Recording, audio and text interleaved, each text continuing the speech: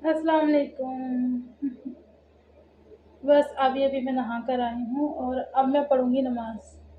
अच्छा, मैंने ना अभी पिछला वीडियो जो बनाया था उसमें मुझे बहुत सारे कमेंट आए थे जिसमें मैंने आप लोगों के साथ बात की थी कि आपकी आवाज़ नहीं आ रही है। अब आवाज़ आ रही है? अरे भाई, रोज़े में तो इतनी आवाज़ आएगी। ज़्यादा आवाज़ नहीं आएगी क्योंकि ज़्यादा निकलती भी नहीं है। तो मैं अभी ना नहा के इन बालों को ऐसे ही छोड़ देती हूँ। कोम नहीं करती और करना भी नहीं चाहिए। नहाने के बाद बालों को ना कोम नहीं करना चाहिए। उससे बाल बहुत ज़्यादा डैमेज हो जाते हैं और उससे बालों में क्या हो जाता है, स्प्लिट एंड्स आ जाती है। यस। तो अब मैं नमाज के लिए ज़रा तैयार हो जाऊँ फटाफट से। ऑलमोस्ट लेट ही हो गई है मुझे तो नमाज के लिए। मतलब नमाज का टाइम तो खैर नहीं निकला, लेकिन प्रॉपर जो टाइम होता है ना उसमें नहीं पढ़ पा रही हूँ। वो बच्चों को खाना पीना और ट्यूशन वगैरह भेजना, उसमें टाइम लग जाता है। इसका दुपट्टा जो है ना वो शिफॉन का है, वो थोड़ा सा सरकता है, बट चलो मैंने अच्छे से बांध दिया। तो चलो पढ़ लेते हैं नमाज, और आप लोग भी नमाज पढ़ लीजिए अगर नमाज के टाइम है। तो मैं फिर मिलती हूँ आपसे थोड़ी देर बाद। तो फाइनली हम पहुंच चुके हैं मम्मी के पास, और आज हमने बनाया है इफ़्तार में ये आलू के पकोड़े हैं और तरबूज तो खैर नहीं बनाया है। और ये वही जलेबियाँ हैं जिनके बारे में आप लोग इतने सारे कमेंट कर रहे होते हैं। मुझे अच्छा पहले से पता होता ना तो मैं ज़रूर से इसकी रेसिपी मतलब शूट कर लेती, लेकिन मैंने इस तरह से कुछ भी शूट नहीं करा है। और ये इकट्ठे ही बनते हैं, जैसे चिप्स वगैरह होते हैं ना वो साल में एक ही बार में बनते हैं, इसी तरह ये भी मम्मी और पापा ने दोनों ने ही बना के रख लिए थे। तो बस अब यहाँ पर है ये शरबत, और ये इसको मैं जल्दी जल्दी ठंडा कर रही हूँ क्योंकि ऑलमोस्ट टाइम होने वाला है और बर्फ़ इतना सारा है। और यहाँ पर ना मैं मम्मा को बोल रही हूँ कि मम्मा आप मेरी थाली बना दो ताकि मैं फिर अफ्तार करूँ। और मुझे ना बहुत सारे कमेंट एक ही बात पे आते हैं कि आप लोग सब एक साथ इफ्तार क्यों नहीं करते। देखो, एक ही बात को बार बार पूछने से कोई फ़ायदा नहीं है। जो होता है वो दिखा दिया है, जो नहीं पता था वो बता दिया है। बाकी उसी बात को बार बार करने से वो बात बदल नहीं जाती है कि हाँ ठीक है, 3 जगह हमारे यहाँ इफ्तार होता है, लोग ही कम है लेकिन उसके बावजूद भी 3 जगह होता है। दिल से होना चाहिए, दिल हम लोगों का साफ़ और पाक होना चाहिए। अल्लाह हमारे रोज़ों को कबूल फरमाए, दैट्स इट। कौन कहाँ करता है और कितने लोग करते हैं, इट डज़न्ट मैटर। बस फाइनली मैं अपना इफ्तार लेकर आ चुकी हूँ, और पास से देख लीजिए कि क्या-क्या है मेरे पास। चने हैं, 2 पकौड़े हैं जिसमें से कि मैं एक ही खाने वाली हूँ, और चने बहुत ज़्यादा टेस्टी थे। चने जो इस बार मैंने बनाए हैं ना, ये अलग स्टाइल के बनाए हैं। तो इसकी रेसिपी भी शेयर कर दूँगी। चलो कोई बात नहीं, आप कहोगे तो वो भी कर देंगे।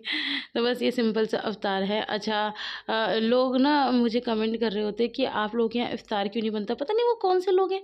मैं तो दिखाती हूँ, अब वो क्या देखते हैं मुझे नहीं समझ में आता। मैं तो जब से रमज़ान शुरू हुए हैं जो भी हम बनाते हैं कम ज़्यादा जो भी सही, मैं ये नहीं कह रही कि बहुत सारे लोगों के घरों में माशाल्लाह बहुत सब कुछ बनता होगा, लेकिन हमारे घर में जो भी बनता है मैं वो सब शेयर करती हूँ। लेकिन फिर भी पता नहीं इस तरह से कमेंट क्यों करते हैं, या तो वो वीडियो पूरा नहीं देखते, और या फिर उनको कुछ है ही प्रॉब्लम, कुछ नहीं कर सकते। तो ना यहाँ पर अब रमज़ान खुल चुका है, और उसके बाद मैं बना रही थी मम्मी की सब्ज़ी। बाकी सारा खाना पहले ही बन गया था, लेकिन मम्मी की जो सब्ज़ी होती है फीकी होती है, तो वो रह गई थी क्योंकि उस टाइम पे बहुत ज़्यादा जल्दी होती है तो नहीं बन पाई थी। तो अब मैं उसका मतलब तैयारी कर रही हूँ, और मम्मी के लिए मैं बनाऊँगी बैंगन आलू की सब्ज़ी। मम्मी को बहुत अच्छी लगती है मेरे हाथ की, तो मैंने कहा चलो मैं जल्दी से फटाफट से बना देती हूँ। अब मेरा मम्मी से यही कहना होता है, अगर बाई एनी चांस कभी मुझे लेट भी हो जाए या कुछ भी सही, लेकिन आप अपने लिए सब्ज़ी कच्ची निकाल के रख दिया करो, और उसको मैं ही आके बना दिया करूँगी। तो मम्मी ऐसे करती हैं, कभी जैसे लेट हो जाता है तो मम्मी सबकी सब्ज़ी बना देती हैं तो अपनी निकाल के रख देती हैं, तो वो मैं बना देती हूँ। जैसा जो काम पड़ता है वैसा कोई भी कर लेता है मिल बाँट के, मैं या मम्मी कोई भी कर लेता है। तो अच्छा, अब मैं आपको ये बताना चाहती हूँ कि मैं और मम्मी ना रमज़ान शुरू होने से ना जस्ट 1 दिन पहले हम वहाँ गए थे अलीगढ़ शॉपिंग के लिए। तो वहाँ पर ना मुझे ये जो लिबा है ये इतना ज़्यादा परेशान कर रही थी। जस्ट एक वाक़या मैं आप लोगों के साथ शेयर कर रही हूँ। तो वहाँ पर लिबा मेरा हाथ छुड़ा के ना शॉप पर से बाहर भाग रही थी। तो एक बार ना ये बहुत ही ज़्यादा बाहर चली गई, मैं थोड़ा कपड़े देखने में लग गई, मेरे ध्यान से बिल्कुल भी निकल गया। अब वो एकदम से मुझे याद आया कि लिबा कहाँ है, लिबा कहाँ है? मम्मी ने कहा जा फटाफट देख कर आ। तो मैंने देखा, वो पता है बिल्कुल बाहर निकल गई थी जहाँ रोड चल रहा था। मैं उसको फटाफट से वहाँ से खींच कर लेकर आई, लेकिन मैंने ध्यान नहीं दिया कि उसके पैरों में एक पैर में स्लीपर थी और एक पैर में स्लीपर ही नहीं थी, क्योंकि मैं इतना ज़्यादा घबरा भी गई थी। तो मेरा ध्यान नहीं गया और मैं उसे उठा के और शॉप में ले आई। तो थोड़ी देर बाद मेरे पास एक लेडी आती हैं और वो ये कहती हैं कि आपकी बेटी की ना ये स्लीपर रह गई है। मैंने कहा अच्छा। और मैं उस वक़्त इतनी बिज़ी चल रही थी, क्योंकि एक तो लिबा ऐसे परेशान ही कर रही थी बहुत ज़्यादा, और ऊपर से फिर भीड़ बहुत ज़्यादा थी और हम लोग शॉपकीपर के पास बैठे हुए थे, हम लोग भी देख रहे थे चीज़ें। तो और हाँ, हिना बाजी से भी बातचीत चल रही थी वीडियो कॉलिंग पे। तो उसने फिर ये देख के और फिर मैंने कहा अच्छा ठीक है। फिर उन्होंने पीछे से फिर से बोला, कहने लगी आपको पता है मैं आपको जानती हूँ। मैंने कहा अच्छा। मैं समझ गई, मैंने कहा फिर ये कोई सब्सक्राइबर है। अब वो माशाल्लाह से मुझसे इतना ज़्यादा बात करना चाह रही थी, लेकिन फिर खैर मैंने थोड़ा-सा टाइम निकाल के उनसे बात की।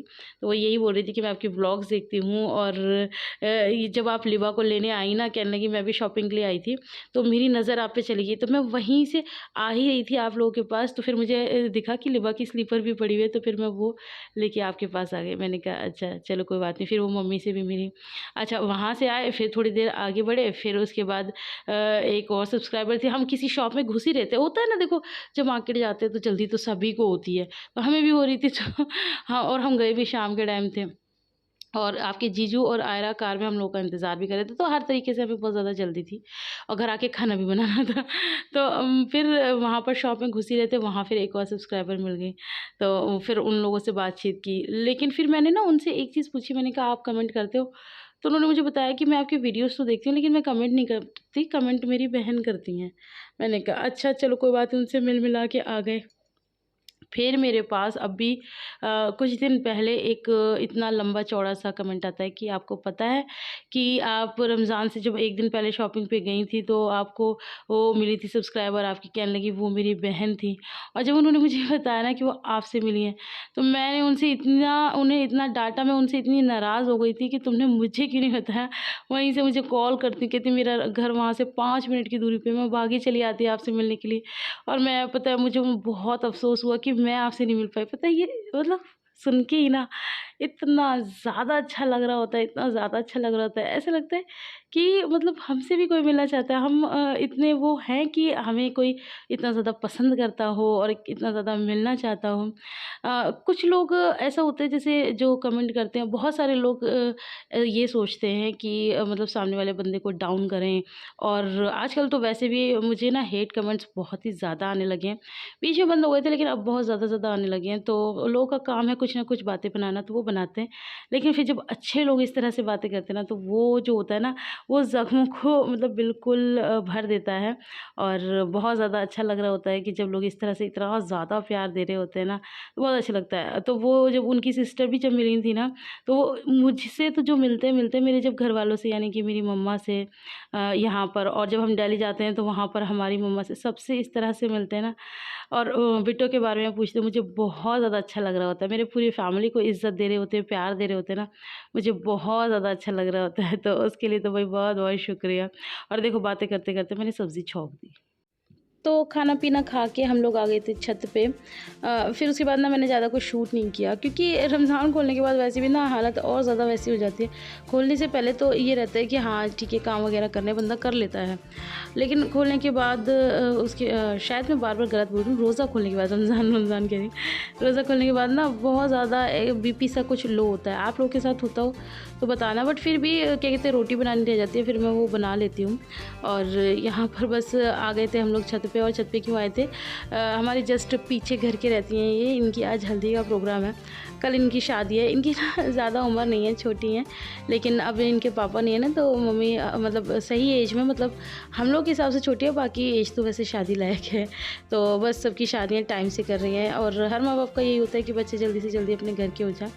तो खैर ये तो अच्छी बात है। तो इनके ससुराल वगैरह से आए हुए थे और खूब मस्ती चल रही थी, नाच गाना चल रहा था, तो अच्छा होता है। हम लोग भी मोहल्ले में जब इस तरह से कुछ होता है ना, तो अच्छा लगता है, रिफ़्रेश हो जाता है बंदा। कुछ ना कुछ पूरे मोहल्ले में सब लोग चल रहे बढ़ रहे होते हैं और गाने चल रहे होते हैं, तो वो सब अच्छा लगता है। फिर कई बार लड़ाई भी हो जाती है, तो वो भी एक एंटरटेनमेंट का ही माहौल बन जाता है। तो बस उस तरह से, खैर नीचे तो नहीं जाते हम लोग, छत पे वगैरह से कुछ भी अगर दिखता है तो उस तरह से देख लेते हैं। खैर फ़िलहाल तो यहाँ पर इंजॉयमेंट चल रहा है, कोई लड़ाई वड़ाई नहीं है और अल्लाह पाक ना ही कभी करवाए शादी वगैरह में। लेकिन कई बार होता है ना, आप लोग के यहाँ ऐसा होता है, हमारे यहाँ तो खैर माशाल्लाह से बड़े बूढ़ से तौबा है, ऐसा नहीं होता कि शादियों में लड़ाई वगैरह। लेकिन मैंने कई जगहों पर देखा, वहाँ लोग ये कह रहे होते हैं कि हमारे यहाँ शादी में लड़ाई ना हो तो वो शादी नहीं है। तो हो जाता है शायद लोगों के। लड़ाई से याद आया कि एक बार हमारे साथ भी ऐसा हुआ था। भैया की हमारी शादी थी, तो उसमें ना अब भैया तो वो थे, दूल्हे थे, अब कोई दुल्हन तो है नहीं जिसके लिए मेहंदी वाला बुक करेंगे। तो हम लोगों ने डिसाइड किया कि हम लोग मेहंदी वाले के पास ही जाके मेहंदी लगा लेंगे, क्योंकि अब स्पेशली दुल्हन के लिए बुक किया जाता है, फिर उसके साथ सबके लग जाती है। लेकिन अब भैया के तो मैं नाज नहीं लगाती थी, तो फिर वहीं जाके हम लोगों ने मेहंदी लगवाई। और हम लोगों ने भी नहीं, हमने तो अपने लिए बुलवाई थी मेहंदी वाली, लेकिन हमारी मेनाज बाजी को पसंद नहीं आ रही थी। उन लोगों का उनका थोड़ा सा ना रहता है क्लास। तो वो गई थी बाहर की, नहीं हमें ये पसंद नहीं आ रही, हम बाहर से लगवा कर आते हैं।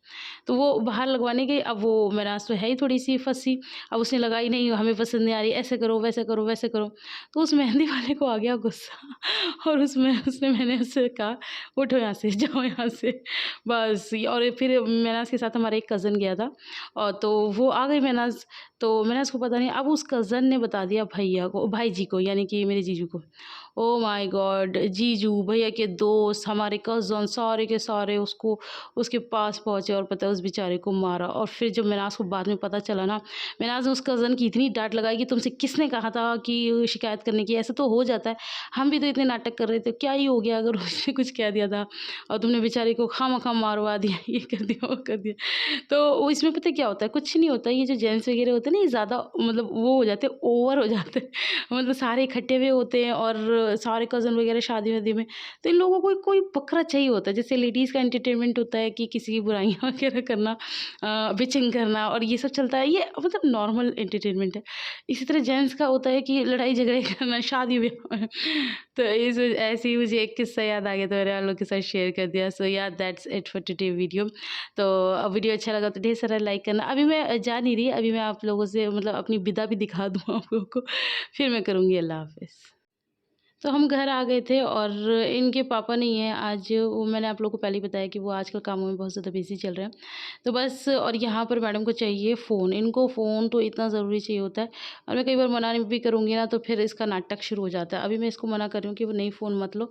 ये देखो शक्ल देखो कैसे बनाती है। तो बच्चे इस तरह से ना ब्लैकमेल कर रहे होते हैं फ़ोन के लिए, और ये देख लेगी ना तो बीच में थोड़ा सा, हाँ ये देखो। मतलब अपना ये जो ड्यूटी है ना वो पूरी करनी है। ये लो, ये आपको पा भी कर दिया इन्होंने। अच्छा, मुझे बहुत ज़्यादा अच्छा लगता है जब आप मेरे बच्चों को प्यार करते हैं।